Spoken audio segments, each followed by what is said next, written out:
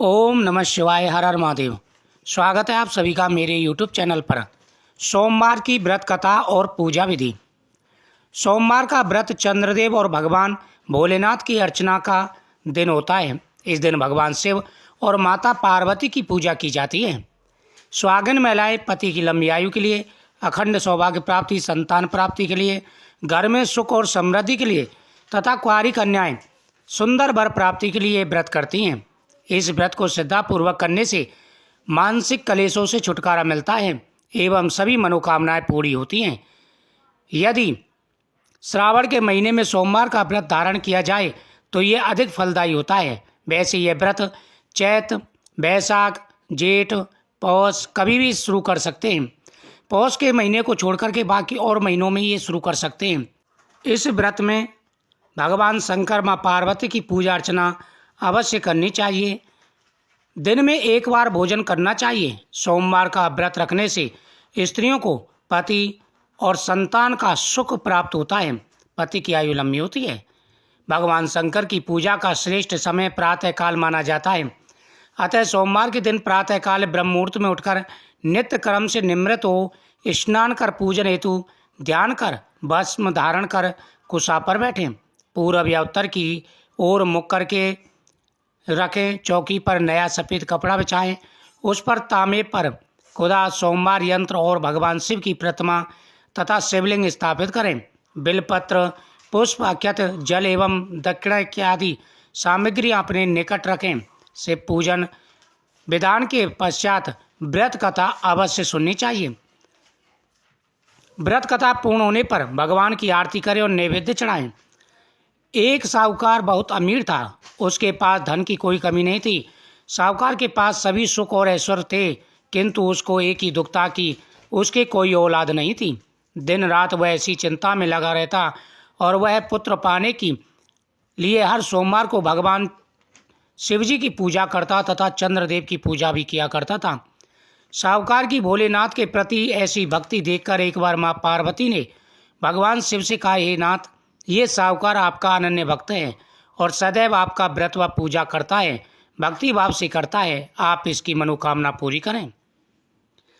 पार्वती जी के ऐसे वचन सुनकर भोलेनाथ ने कहा, हे गौरी, हे पार्वती, यह संसार एक कर्म क्षेत्र है। यहाँ जो भी जैसा कार्य करता है उसे वैसा ही फल मिलता है। अर्थात जैसा कार्य मनुष्य करता है वैसे ही परिणाम भोगता है। किंतु माता पार्वती आग्रह पूर्वक बोली, हे महादेव, यह आपका अनन्य भक्त है। यदि इसको कोई भी दुख है तो आपको उसे अवश्य दूर करना चाहिए। यदि आप अपने भक्तों की मनोकामना पूरी नहीं करेंगे तो क्यों मनुष्य आपकी भक्ति करेंगे और पूजा क्यों करेंगे।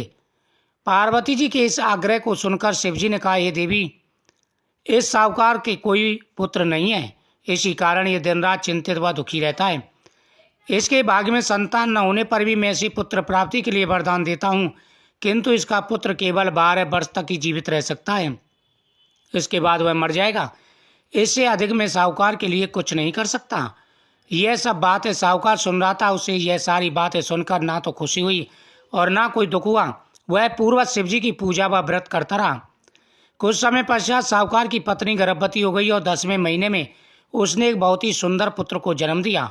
साहूकार के घर में बहुत ही खुशियाँ मनाई गईं, किंतु साहूकार अपने पुत्र की 12 वर्ष की उम्र जानकर कोई खुशी प्रकट नहीं कर पाया और इस संबंध में किसी को बताया भी नहीं।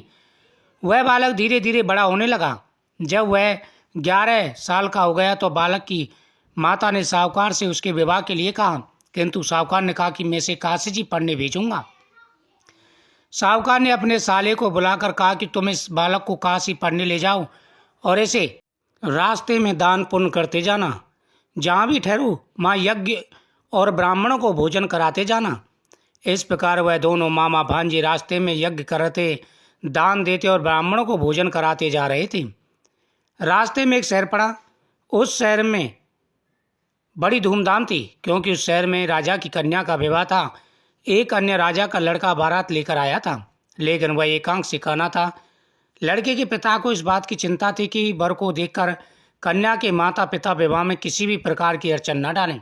इसी कारण जब उन्होंने साहूकार के अति सुंदर बेटे को देखा तो उसके मन में विचार आया, क्यों ना इस लड़के से विवाह का कार्य पूरा किया जाए।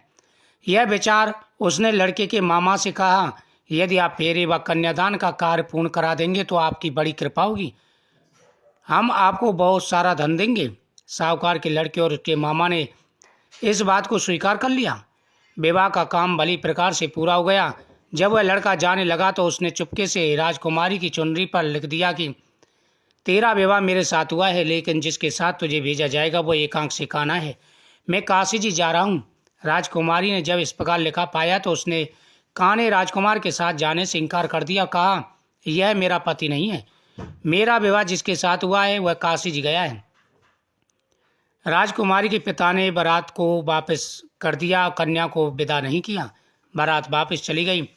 उधर साहूकार का लड़का और उसका मामा काशी जी पहुँचे, जहाँ लड़के ने पढ़ना शुरू किया तथा अपना अतिरिक्त समय मामा भांजे यज्ञ दान आदि में व्यतीत करने लगे। इस प्रकार कई महीने बीत गए।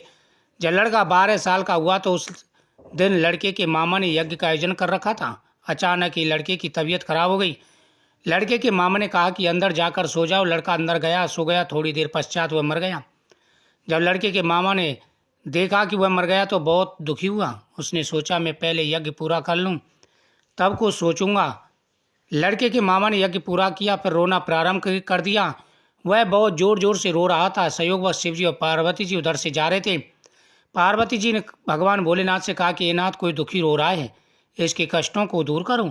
जब भगवान शिव और माता पार्वती वहां पहुंचे, उन्होंने देखा यह वही साहूकार का लड़का है जो भगवान शिव के आशीर्वाद से हुआ था।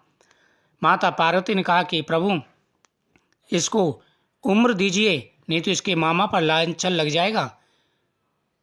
महाराज कृपा करके आप इस लड़के को जीवित कर दीजिए, नहीं तो इसके मामा पर लांछन लगेगा और इसके माता पिता तड़प तड़प कर मर जाएंगे। माता पार्वती की बात सुनकर शिव जी ने लड़के को पुनः जीवित कर दिया। शिव जी की कृपा से लड़का जीवित हो गया।